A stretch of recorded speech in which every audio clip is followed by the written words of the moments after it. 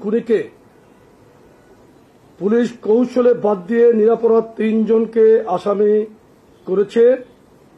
ঘটনার ৬০ ঘন্টার বেশি সময় পেরিয়ে গেলেও খুনিদের খুনের প্রমাণাদি হাতে থাকা সত্ত্বেও অদ্যাবধি কেন মূল আসামিদের গ্রেপ্তার করা গেল না, এটা একটা বিরাট প্রশ্ন ও রহস্য। এবং আপনাদের মাধ্যমে আমরাও জানতে চাই কারা কেন এই ৩ জন আসামিকে বাদ দিয়ে নতুন করে করেছি।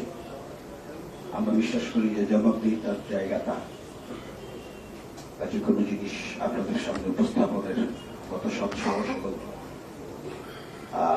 আমাদের সেই মানসিকতা আছে, সেই জায়গাটা কি আজকে আপনাদের সাথে মিলিত হওয়া। আমাদের মাঝে উপস্থিত আছেন বাংলাদেশ জাতীয়তাবাদী যুব দলের সভাপতি জনাব আব্দুল মোনায়েম মুন্না, জাতীয়তাবাদী স্বেচ্ছাসেবক দলের সভাপতি জনাব এস এম জিলানী, জাতীয়তাবাদী যুব দলের সাধারণ সম্পাদক জনাব নুরুল ইসলাম নয়ন, জাতীয়তাবাদী ছাত্র দলের বিপ্লবী সভাপতি ছাত্রনেতা রাকিবুল ইসলাম রাকিব এবং জাতীয়তাবাদী ছাত্র দলের বিপ্লবী সাধারণ সম্পাদক ছাত্রনেতা নাসির উদ্দিন নাসির আমাদের মাঝে এখন মূল বক্তব্য উপস্থাপন করবেন এবং আপনাদের সাথে মত বিনিময় করবেন বাংলাদেশ জাতীয়তাবাদী যুব দলের বিপ্লবী সভাপতি জনাব আব্দুল মোনায়েম মুন্না।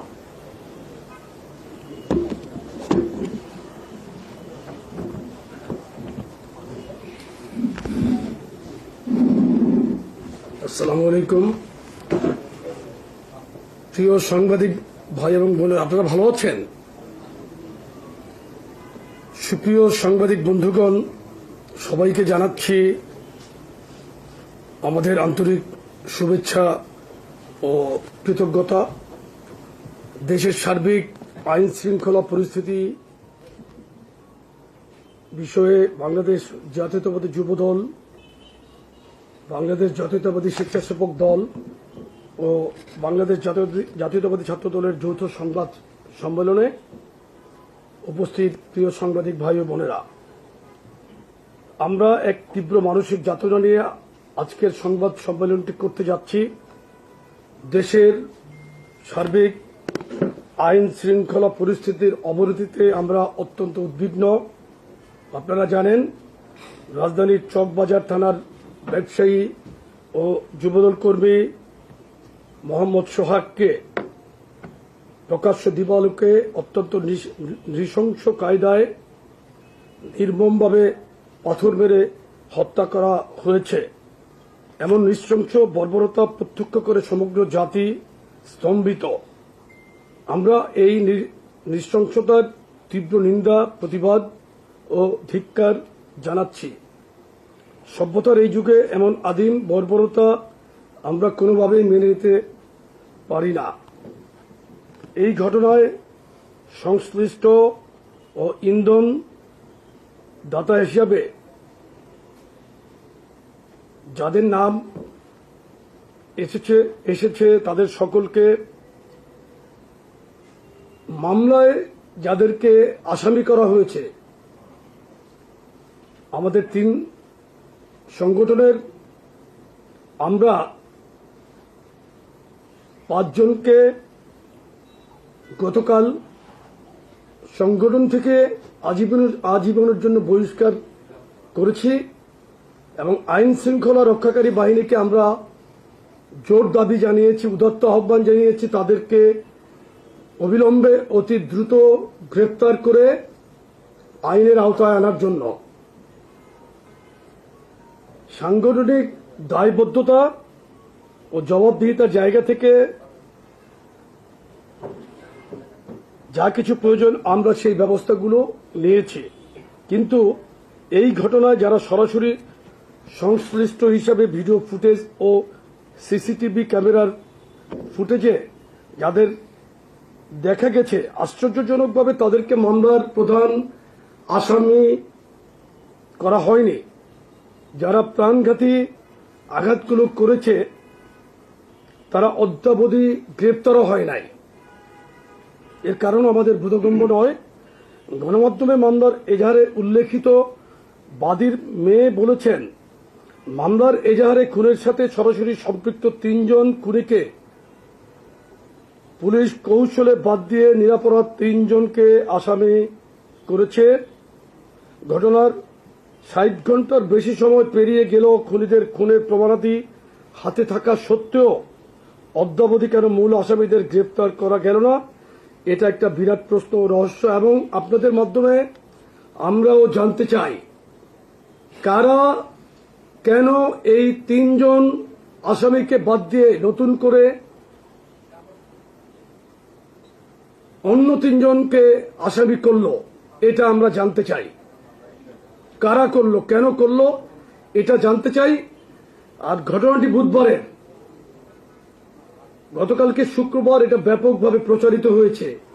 2 দিন আগের ঘটনা কেন গতকালকে প্রচার হলো, এর পিছনে কারা জড়িত সেটাকেও খুঁজে দেখতে হবে। আপনাদের মাধ্যমে আমরা আইন প্রয়োগকারী সংস্থার কাছে, দেশের জনগণের কাছে এই প্রশ্নটি রাখছি এবং এইটার যথাযথ ব্যবস্থা গ্রহণের জন্য আমরা দাবি জানাচ্ছি। আপনারা জানেন, গত 5ই আগস্ট দীর্ঘ 1.5 যুগের অবর্ণনীয় নির্যাতন, নিপীড়ন, গুম, খুন, 16 লাখ গায়েবী মামলা, ইতিহাসের বর্বরতম ফ্যাসিবাদী নিষ্পেষণ থেকে দেশ ও জাতি ও বাংলাদেশ জাতীয়তাবাদী দলের নেতাকর্মীরা মুক্তি লাভ করে এই দীর্ঘ 16 বছর যাবৎ বিএনপি নেতাকর্মীরা নিজেদের জীবন, কেরিয়ার, পরিবার, ব্যবসা সহ জীবন ও সম্পদকে বিপন্ন করে এক বর্বর ফ্যাসিস্ট একনায়কের বিরুদ্ধে মাঠের প্রতিরোধটুকু জারি রেখেছিল। তারা গুম, খুন, অপহরণ সহ নানামাত্রিক বর্বরতার নির্মম শিকার হয়েও কখনো মাঠ ছেড়ে যায়নি। গত জুলাইয়ের আন্দোলনেও আমরাই সবচাইতে বেশি ত্যাগ স্বীকার করেছি। সর্বমোট যে শহীদের তালিকা আমরা অদ্যাবধি পেয়েছি তার প্রায় অর্ধেক সংখ্যকই আমাদের দলীয় নেতাকর্মী। কিন্তু গণঅভ্যুত্থানের সফলতার পর আমরা ক্রেডিট নেওয়ার নেশায় মোহগ্রস্ত না হয়ে, শহীদের রক্ত নিয়ে ব্যবসা না করে স্বাভাবিক সাংগঠনিক কার্যক্রমে ফিরে গেছি। এই যেমন গত 3 দিন আমরা ফেনীতে যে ভয়াবহ বন্যা, আমাদের 3টি সংগঠনে 3টি উপজেলায় সেই ভয়াবহ বন্যায় কাজ করছি। আমরা সার্বক্ষণিকভাবে মনিটরিং করছিলাম ওখানে কিভাবে কি হচ্ছে। আমরা দেশের কাজে কিন্তু নিজেকে ব্যস্ত রাখার জন্য চেষ্টা করছি। গতকালকে আমাদের এক যুবদলের নেতা নিহত হয়েছে, তার পরিবারের পাশে আমরা গতকালকে সাধারণ সম্পাদক দিয়েছিলাম। আমরা একটা উদাহরণ দিলাম এই কারণে যে আমরা তো রাজনৈতিক প্ল্যাটফর্মের বাইরে সামাজিক কাজ দিয়েই কিন্তু এবং জনগণের পাশে, জনগণের সুবিধাটুকু দেওয়ার জন্য কিন্তু আমরা কাজ করছি। আমরা শুধু ক্রেডিট নেওয়ার জন্য, আগস্ট অভ্যুত্থানকে নিজেদের পকেটে করায়ত্ত করার জন্য আমরা ব্যস্ত থাকছি না। কিন্তু প্রিয় সাংবাদিক ভাই ও বোনেরা, আপনারা অবগত আছেন, গত কয়েক মাসে সারা দেশের যে কোনো জায়গা থেকে যখনই আমাদের নেতাকর্মীর বিরুদ্ধে অভিযোগ উত্থাপিত হয়েছে, আমরা অভিযোগের প্রাথমিক সত্যতা পেলেই চূড়ান্ত ব্যবস্থা গ্রহণ করেছি। গত প্রায় 1 বছরে আমরা আমাদের হাজারো নেতাকর্মীকে বহিষ্কার করেছি। আমরা কোথাও দায় এড়ানোর রাজনীতি করিনি, আমরা কোনো ঘটনা ঘটলে অস্বীকার করিনি, বরং দায় গ্রহণ করে সর্বোচ্চ সাংগঠনিক ব্যবস্থাটুকু নিশ্চিত করেছি। কিন্তু আমরা যে হাজারো নেতাকর্মীর বিরুদ্ধে সাংগঠনিক ব্যবস্থা নিয়েছি, প্রশাসন কি তাদের বিষয়ে যথাযথ আইনি বা প্রশাসনিক ব্যবস্থা নিয়েছে? না নিয়ে থাকলে কেন নেয়নি, এটাও আমরা জানতে চাচ্ছি আপনাদের মাধ্যমে। গত প্রায় 1 বছরে দেশের আইন শৃঙ্খলা পরিস্থিতির আশানুরূপ উন্নতি তো দূরের কথা, সাধারণ মানুষের জীবনের ন্যূনতম নিরাপত্তাও নিশ্চিত হয়নি। আপনারা দেখেছেন, গতকাল খুলনায় যুবদলের একজন বহিষ্কৃত নেতাকে গুলি করে ও রগ কেটে হত্যা করা হয়েছে। এই হত্যাকাণ্ড নিয়ে সামাজিক যোগাযোগ মাধ্যম বা জাতীয় গণমাধ্যম কোনো প্রতিবাদ লক্ষ্য করা যাচ্ছে না। এমনকি চাঁদপুরে খুতবা দেওয়ার সময় একজন ইমামের উপর নারকীয় কায়দায় প্রাণনাশের উদ্দেশ্যে হামলা করা হয়েছে। আপনারা জানেন, রগ কেটে হত্যা করা একটি বিশেষ সংগঠনের দীর্ঘদিনের সহিংস রাজনীতি চর্চার এক অবিচ্ছেদ্য অংশ। গতকালের 2টো ঘটনাই কিন্তু তারা জড়িত ছিল। ইতিপূর্বে কুয়েটের অনাকাঙ্ক্ষিত ঘটনার পেছনেও তাদের প্রত্যক্ষ ইন্ধন ছিল। আপনারা দেখেছেন, গত সপ্তাহে কুমিল্লায় মব তৈরি করে একই পরিবারের 3 জনকে নৃশংস কায়দায় হত্যা করা হয়েছে। ইতিপূর্বে ঢাকা বিশ্ববিদ্যালয়ের ফজলুল হক মুসলিম হলে তোফাজ্জল নামীয় এক নিরীহ যুবককে এবং পরবর্তীতে ছাত্রদল নেতা সাম্যকে বর্বর কায়দায় হত্যা করা হয়। ইতিপূর্বে প্রাইম এশিয়া বিশ্ববিদ্যালয়ের ছাত্রদল নেতা পারভেজকে প্রকাশ্য দিবালোকে ছুরিকাঘাত করে হত্যা করে বৈষম্য বিরোধী ছাত্র আন্দোলনের নামধারী স্থানীয় সন্ত্রাসীরা। বর্তমানে প্রশাসনিক ব্যর্থতার কারণে দেশের আইন শৃঙ্খলা পরিস্থিতি বিপর্যস্ত। একটি সুযোগ সন্ধানী বিশেষ গোষ্ঠী রাজনৈতিক উদ্দেশ্য প্রণোদিত সিলেক্টিভ প্রতিবাদ করে বিএনপি এবং তার অঙ্গ সহযোগী সংগঠনের বিরুদ্ধে উস্কানিমূলক কর্মকাণ্ড এবং তীব্র কুরুচিপূর্ণ বক্তব্য বিবৃতি দেওয়া শুরু করেছে। বাংলাদেশ জাতীয়তাবাদী দল বিএনপি ইতিমধ্যে দুষ্কৃতিকারীদের গ্রেপ্তার করে আইনের আওতায় আনতে সরকার ও প্রশাসনকে অসংখ্যবার অনুরোধ জানিয়েছে, কিন্তু সরকার ও প্রশাসন এক্ষেত্রে মারাত্মকভাবে ব্যর্থ হচ্ছে। আমরা মনে করি সরকার পরিকল্পনা মাফিক প্রশাসনকে নিষ্ক্রিয় করে রেখেছে যাতে দেশে অরাজক পরিস্থিতি বিদ্যমান থাকে এবং এই অজুহাতে জাতির দীর্ঘ প্রত্যাশিত জাতীয় নির্বাচন বিলম্বিত করা যায়। একটি বিশেষ গোষ্ঠী যারা নির্বাচনের মাধ্যমে গণতান্ত্রিক পদ্ধতিতে উত্তরণ চায় না, তারা এই সুযোগটি গ্রহণ করে বিএনপি এবং বিএনপি শীর্ষ নেতাদের বিরুদ্ধে সহিংসতার উস্কানি দিচ্ছে। তারা চায় দেশে আরো অরাজক পরিস্থিতির সৃষ্টি হোক। সরকারের একটি অংশ তাদের এই দূরভিসন্ধিমূলক পরিকল্পনার অংশ হয়ে অপরাধ দমনে নিষ্ক্রিয় হয়ে পড়েছে। আইন শৃঙ্খলা পরিস্থিতির উন্নতির জন্য কোনো দৃশ্যমান পদক্ষেপ গ্রহণ করছে না। আমরা বারবার অনুরোধ করার পরও দুষ্কৃতিকারীদের গ্রেফতার করা হয়নি। আপনারা জানেন, আগামী জাতীয় নির্বাচনে সমর্থন সহ নানা বিষয়ে তরুণদের মাঝে পরিচালিত এক জরিপের ফলাফল গত সপ্তাহে প্রকাশিত হয়েছে। এখানে দেখা গেছে যারা নিজেদেরকে তারুণ্যের একমাত্র স্টেক হোল্ডার হিসেবে দাবি করেন, জরিপে তাদের সেই দাবি বুমেরাং হয়েছে। বরং এদেশের তরুণরা বহু লড়াই ও সংগ্রামের পরীক্ষিত বাংলাদেশপন্থী শক্তি বিএনপিতে তাদের আস্থা ও বিশ্বাস রাখে বলে প্রতিভাত হয়েছে। আগামীতে বিএনপিকেই এদেশের অধিকাংশ তরুণরা ক্ষমতা দেখতে চায় বলে জরিপের ফলাফলে উঠে এসেছে। আমরা মনে করি এরপরই একটি গুপ্ত সংগঠন ও তাদের দিক নির্দেশনায় পরিচালিত একটি আনাড়ি দলের নেতা কর্মীরা উদ্ভ্রান্ত হয়ে পড়েছে এবং নতুন করে নানা ষড়যন্ত্র ও ফন্দি ফিকিরে লিপ্ত হয়েছে। বিদ্যমান পরিস্থিতিতে আমরা মনে করছি সরকার ও আইন শৃঙ্খলা রক্ষাকারী বাহিনীর কঠোর হওয়ার কোনো বিকল্প নেই। আপনারা আইন শৃঙ্খলা পরিস্থিতির উন্নতিকল্পে কার্যকর পদক্ষেপ নিন। এখানে আমাদের যদি কোনো ধরনের সহযোগিতার প্রয়োজন হয় আমরা তা করতে সর্বদা প্রস্তুত আছি। একই সাথে দেশের জনগণকে অনুরোধ করছি, আপনারা সতর্ক থাকুন। আইন শৃঙ্খলার নাজুক পরিস্থিতির সুযোগ নিয়ে কোনো সুযোগ সন্ধানী রাজনৈতিক দল বা অগণতান্ত্রিক শক্তি যাতে মাথাচাড়া দিয়ে উঠতে না পারে সেই বিষয়ে অনুগ্রহপূর্বক সতর্ক থাকার জন্য সকলকে আহ্বান জানাচ্ছি। এক সময় আরব বসন্ত শুরু হয়েছিল তিউনিসিয়ায়, কিন্তু বেন আলীর পতন হলেও সেখানে 15 বছরেও প্রত্যাশিত শান্তি ও স্থিতিশীলতা আসেনি। আমাদের এখানেও যারা ধারাবাহিকভাবে অশান্তি ও বিশৃঙ্খলা জারি রেখে নিজেদের এজেন্ডা বাস্তবায়ন করতে চায়, তাদের অসৎ উদ্দেশ্যের বিষয়ে আমরা সকলকে সতর্ক থাকার জন্য আহ্বান জানাচ্ছি। ধন্যবাদ সকলকে। বাংলাদেশ জিন্দাবাদ। সকলকে ধন্যবাদ। বাংলাদেশ জাতীয়তাবাদী দল, যুবদল, ছাত্রদল, স্বেচ্ছাসেবক দল জিন্দাবাদ।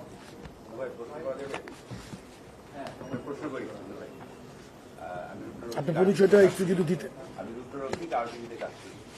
2012 সালে প্রকাশ্য দিবালোকে ডিসেম্বর মাসের 9 তারিখে বিশ্বজিৎকে হত্যা করা হয়। আজকে আপনাদের বিরুদ্ধে এরকম একটি অভিযোগ হচ্ছে। আপনারা তো গুরু পরিবর্তনের কথা বলছেন, তাহলে তাদের সঙ্গে আপনাদের একটা পার্থক্য থাকবে কোথায় একটু বলবেন। আর একটা বিষয় যদি একটু বলতেন যে আপনারা অভিযোগ উঠলেই বহিষ্কার করছেন, ব্যবস্থা নিচ্ছেন দলীয়ভাবে, কিন্তু এই অভিযোগগুলো যেন না ওঠে সেক্ষেত্রে আপনারা সাংগঠনিকভাবে কি তৎপরতা চালাচ্ছেন যদি একটু বলতেন।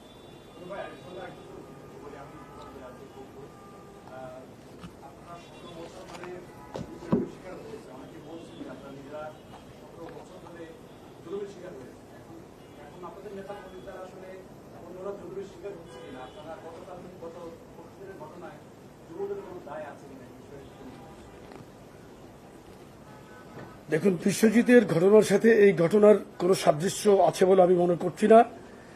আপনারা গতকালকে বাংলাদেশে দুটো ঘটনা ঘটেছে। খুলনাতে একটি নৃশংস হত্যাকাণ্ড গুলি করার পরে তাকে রক কেটে হত্যা করা হয়েছে এবং মসজিদে খুতবারত অবস্থায় একজন ইমামকে হামলা করা হয়েছে, নৃশংসভাবে তাকে রক্তাক্ত করা হয়েছে। আমি গতকালকে বাংলাদেশে অত্যন্ত দুঃখজনকভাবে এটাকে আমি তেমন প্রচার করতে দেখি নাই। মিটফোর্ডের ঘটনা কিন্তু বুধবারের ঘটনা। গত দুদিন এই ভিডিও কোথায় ছিল, কাদের নিয়ন্ত্রণে ছিল? আমি আপনাদেরকে স্পষ্টভাবে বলতে চাই, পাথর মেরে যারা এই নৃশংসভাবে হত্যা করেছে আমরা অবশ্যই এটা তীব্র নিন্দা জানাই। একজন সাধারণ মানুষ হিসেবে আমরাও ব্যথিত। এখানে যারা ওই ভিডিও চিত্রে যাদেরকে দেখা গেছে তারা কেউ, তাদের কোনো পরিচয় নিশ্চিত হওয়া যাচ্ছে না। কেন যাচ্ছে না এটা আপনারা দয়া করে আইন শৃঙ্খলা রক্ষাকারী বাহিনীকে জিজ্ঞেস করেন।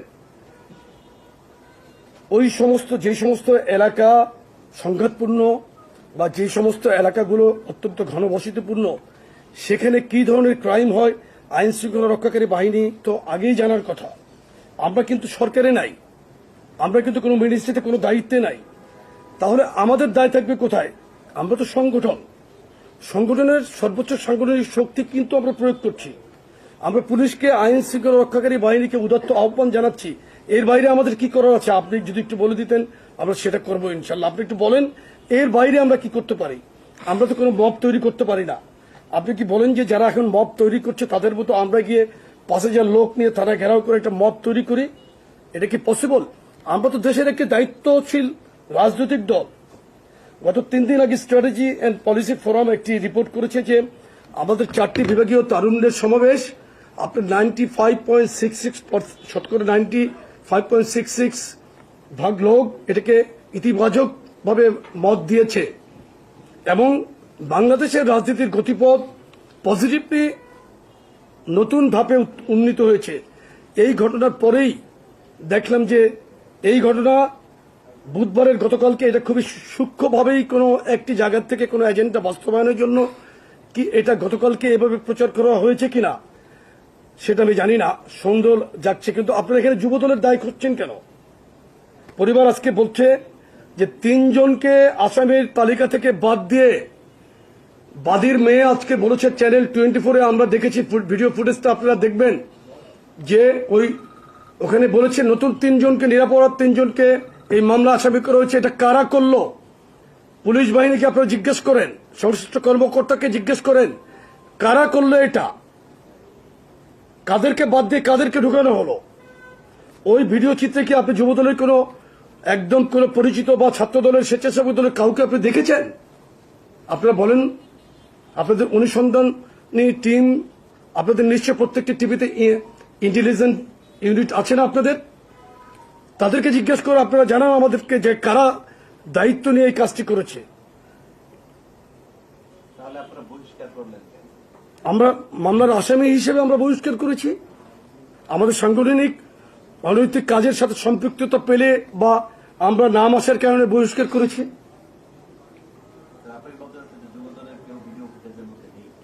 আমি আপনাকে বলেছি যে কারা আছে আপনারা এটা জানার চেষ্টা করেন। আজকে 3 দিন আগের ঘটনা আপনারা কি আপনাদের সাংবাদিকের দৃষ্টিকোণ থেকে এটা আপনারা জানতে পেরেছেন? আমরা তো যতটুকু খবর নিয়েছি এখানে পরিচিত আমাদের দল করে এরকম কেউ নাই। আমরা যতটুকু খোঁজ নিয়েছি, এবার আপনারা কি পেয়েছেন আমাদেরকে জানালে আমরা বলতে পারবো, আমাদের সুবিধা হবে। বলেন।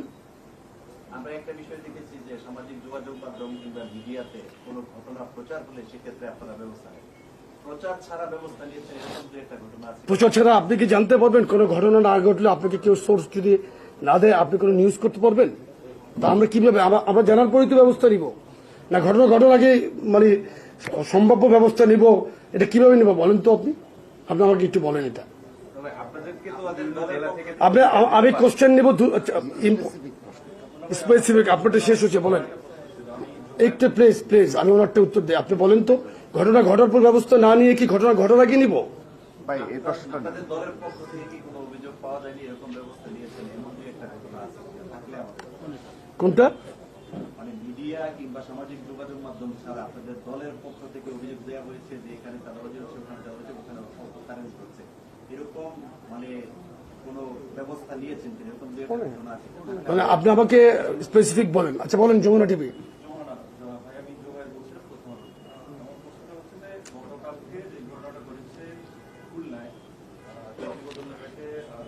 করে এবং পরবর্তীতে রক্ষাকে হত্যা করা হয়েছে। আপনি বলেছিলেন যে আপনারা তাকে দেখতে গেছেন, এর আগে তাকে দেখতে যাই নাই। মাই মিস্টেক হতে পারে। নবাবগঞ্জ একটা পরিবারের পাশে গিয়েছিল আমাদের দলে। আপনারা যেটা বলছেন গতকালকে দুটো ঘটনা ঘটেছে, সেই জায়গায় আপনারা বলছেন যে একটি সংগঠনে সেখানে সম্পৃক্ততা থাকতে পারে, এমনটা বলছেন আপনারা। তো এই সংগঠনটা কারা এবং আপনারা এটা আসলে কি প্রুফের ভিত্তিতে বলছেন নাকি বলছেন? দেখেন, আমরা যে সংগঠনের কথা বলছি আপনারাও জানেন, রক কাটার প্র্যাকটিস এই বাংলাদেশে কাদের আছে সেটা আপনারা ভালো করেই জানেন। এবং আপনি দেখেন যারা আজকে এই মিটফোর্ডের ঘটনা নিয়ে উস্কানিমূলক বক্তব্য দিচ্ছে, অত্যন্ত অত্যন্ত ঔদ্ধত্যের সাথে যারা কথা বলছে, আমি তীব্র নিন্দা জানাই। যারা আমাদের শীর্ষ নেতার সম্পর্কে বাজে কথা বলছে, আমি প্রতিবাদ জানাই। আপনি দেখেন গতকালকে আহনাফ জামান নামে একজন এনসিপির, খুব সম্ভবত এনসিপির ওয়ার্কার, তার ফেসবুক প্রোফাইলে হাফতাত আব্দুল্লাহর সাথে তার ছবি আছে। সে আমাদের ইশাককে মেরে কুকুর দিয়ে খাওয়াবে বলেছে। এটা কি একটা রাজনৈতিক কালচার? এটা কি সভ্যতা? এটা কি ভব্যতা? আপনারা বলেন তো দেখি, আমরা 5ই আগস্টের পরে আমাদের এই দায়িত্বশীল নেতৃবৃন্দর এমন কোন আচরণে আপনারা কষ্ট পেয়েছেন, কিংবা আপনারা আমাদেরকে স্পেসিফিকলি বলেন যে মুন্না ভাই আপনি এই কাজটা করেছেন, আপনি এটা জবাব দেন। আপনি আমাকে এভাবে কোশ্চেন করেন, আমি উত্তর দিতে প্রস্তুত। আর জুবাইর ভাই, আপনি যেটা বললেন যে এই প্র্যাকটিস বাংলাদেশে কারা করছে, আর যারা এখন এই মিটফোর্ডকে ইস্যু করার চেষ্টা করছে, যারা বাংলাদেশকে নির্বাচনের বাইরে রেখে অন্য ধরনের একটি সরকার মিশরের মুরসি টাইপ সরকার যারা আনার চেষ্টা করছে, তাদের মোটিভ আপনাদেরকে বুঝতে হবে। আমরা দেশের জনগণের স্বাধীনতা সার্বভৌমত্ব রক্ষার জন্য কিন্তু আমরা বাংলাদেশের সবচেয়ে বেশি রিস্ক নেওয়া একটি দল, যে দলের ইতিহাস স্বাধীনতার যুদ্ধের ঘোষণা থেকে শুরু করে এরশাদ বিরুদ্ধে 9 বছরের আন্দোলন এবং এই জুলাই গণঅভ্যুত্থানে দীর্ঘ যেই 1.5 যুগের যেই কষ্ট, ত্যাগ এবং তিতিক্ষা, সেটাকে কিন্তু আপনারা অবশ্যই একটু চিন্তা করবেন। আর একটি কথা দেখেন, আমরাও খুব মর্মাহত, আমরা প্রত্যেককেই এখানে মর্মাহত, কিন্তু যারা অনেক বেশি বলছেন তারা কিন্তু বলছেন মানবতার কথা বলছেন, কিন্তু তাদের মানবতা বিরোধী অনেক ঘটনার আজ পর্যন্ত তারা বাংলাদেশের মানুষের কাছে কোনো প্রকার ক্ষমা চায় নাই। আমি কি শেষ করতে পারি?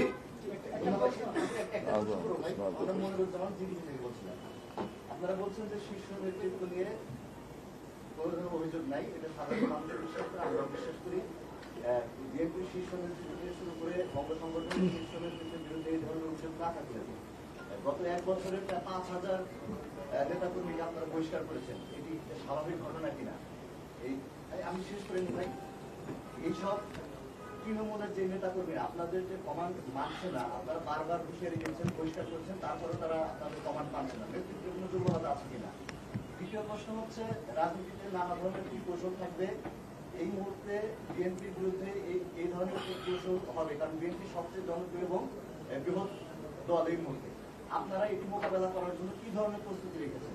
সেটা সামাজিক যোগাযোগ মাধ্যম হোক কিংবা অন্য কোনো মাধ্যমেই হোক, এই যে নানা ধরনের অপকর্মের দায় আপনাদের উপর দেওয়া হচ্ছে কিংবা কিছু ক্ষেত্রে অপকর্ম হচ্ছে, এগুলোর বিরুদ্ধে আপনারা ব্যবস্থা নিচ্ছেন, কিন্তু এই কৌশল মোকাবেলা আপনারা কি ধরনের পরিকল্পনা নিয়েছেন? আর কেউ কোনো কোশ্চেন থাকলে একটু বলেন, আমাদের একটি জরুরি একটা মিটিং এর মধ্যে আমরা যাব, বা শেষ একটা কোশ্চেন সম্মিলিতভাবে করেন, আমি উত্তর দিই। আপনি বলছেন একটু আগে, আমরা খোঁজ দিয়ে জানতে পেরেছি আমাদের দল করে এমন তো এখানে জড়িত না, অর্থাৎ মিটফোর্ডের সামনে হত্যাকাণ্ডের সাথে কোথাও আমি বলছি ভিডিও চিত্রে প্রদর্শিত, ওখানে এখন পর্যন্ত তাদেরকে কেউ শনাক্ত করতে পারছে না তারা কারা। আমরা জানতে পেরেছি আমাদের নিজস্ব সোর্সে, আমরা এখনো পর্যন্ত এদেরকে চিহ্নিত করতে আমরা পারি না। আমরা বলেছি যে আপনারা পেরেছেন কিনা। আপনার কোশ্চেনটা করেন তো, আপনি কি করতেছিলেন? আমি এটাই আরেকটু শিওর হতে চাইছিলাম যে আসলে আপনারা যদি খোঁজ দিয়ে জানতেই পারেন যে এখানে আপনাদের দল অর্থাৎ যুব দলের কেউ জড়িত না। আপনি কিন্তু একটু মিস ইন্টারপ্রেট করছেন। আমরা বলেছি ভিডিও চিত্রে যে নৃশংস ঘটনাটা যারা ঘটিয়েছে তাদের পরিচয় আমরা এখনো নিশ্চিত হতে পারি নাই। বাংলাদেশের সর্বোচ্চ ডিটেকটিভ বা গোয়েন্দারা এখনো নিশ্চিত হতে পেরেছে কিনা আমি জানি না। পত্রপত্রিকাও তাদের ব্যাপারে আসে না। শুধু একটা পত্রিকা, কোনো একটা পত্রিকায় বোধহয় স্থানীয় সূত্র জানিয়েছে যে এরা কেরানীগঞ্জ যে বসবাস করে। আপনি জানেন কেরানীগঞ্জের ওই এলাকায় নিম্ন বিত্ত মানুষের অনেক বসবাস, অনেক টাইপের ক্রিমিনালরা ঢাকাতে ক্রাইম করে গিয়ে ওই সমস্ত এলাকায় অবস্থান করে। তো পুলিশই ভালো, আইন প্রয়োগকারী সংস্থা ভালো বলতে পারবে। আপনার উত্তরটা একটু দিচ্ছি আমি। দেখেন, সরকারের দায়িত্ব কি? আমরা রাজনৈতিক দল, আমাদের কাছে সংগঠন আছে, সংগঠনের সাংগঠনিক শক্তি আমরা অধিকার আমরা প্রয়োগ করতে পারি। সরকারের দায়িত্ব কি? যে সমস্ত জায়গাগুলোতে আপনার অস্থিরতা তৈরি হতে পারে, যে সমস্ত লাভজনক জায়গাগুলোতে বিভিন্ন সময় আগের সরকারের নিয়ন্ত্রণে ছিল, এই সমস্ত জায়গাগুলোকে সরকারের উচিত ছিল র্যাকি করে তাদের নিয়ন্ত্রণে সেগুলো নিয়ে নেওয়া। সরকার যদি আজকে তৎপরতা দৃশ্যমান থাকতো, কঠিনতম পরিস্থিতি তারা আইন প্রয়োগের ক্ষেত্রে রাখত, নিশ্চয়ই এই ধরনের ঘটনা ঘটার ক্ষেত্রে মানুষ দ্বিতীয়বার চিন্তা করত। তো এটা তো তাদের কাছে কোশ্চেন করবে না। আমরা যে বহিষ্কার করছি, কারণ আমরা একটা পদ্ধতিকে বিশ্বাস করি, ঘটনাকে অস্বীকার করছি না। আওয়ামী লীগ যে কোনো ঘটনা ঘটলেই কিন্তু অস্বীকার করতো, আমরা কিন্তু করছি না। যেই কারণে আপনি বলেছেন কত 5,000-এর অধিক আমাদের দল থেকে বহিষ্কার করা হয়েছে, যেটা কিছুদিন আগে আমাদের সম্মানিত সিনিয়র যুগ্ম মহাসচিব জন রিজভী ভাই বলেছেন। তার মানে কি আমরা স্বীকার করছি, আমরা দায়িত্ব নিচ্ছি, আমাদের জায়গা থেকে কিন্তু আমরা দায়িত্ব নিচ্ছি। আমরা আমাদের সর্বোচ্চ যেটা সক্ষমতা বা ক্ষমতা প্রয়োগের সাংগঠনিক, সেটা আমরা করব ইনশাল্লাহ। বাংলাদেশের জনগণের পাশে থাকার জন্য আমরা রাজনীতি করছি। এবং ভারপ্রাপ্ত চেয়ারম্যান জনাব তারেক রহমান, উনি খুবই জিরো টলারেন্স, কিন্তু অন্যায়কারীকে কোনো ছাড় দেওয়ার ক্ষেত্রে উনি জিরো টলারেন্স দেখাচ্ছে। দেখেন, আমি প্রত্যেকদিন সকালে ঘুম থেকে উঠে আগে আমার ফেসবুকটা চেক করি যে চেয়ারম্যান মহোদয়ের কোন ইনস্ট্রাকশন থাকে কিনা, কোন নিউজ আমাদেরকে পাঠাই। উনি কিন্তু আমাদেরকে অনেক সময় অনেক নিউজ পাঠান, এগুলোর সাথে সাথে দেখি, তদন্ত টিম করে আমরা খোঁজ নেই। আমরা কোন এলাকায় কোনো ঘটনা ঘটলে সংশ্লিষ্ট জেলার এসপির সাথে কথা বলি, ওসিদের সাথে পর্যন্ত কথা বলি। এর বাইরে আমাদের কি করার আছে আপনারা বলেন। ধন্যবাদ সকলকে।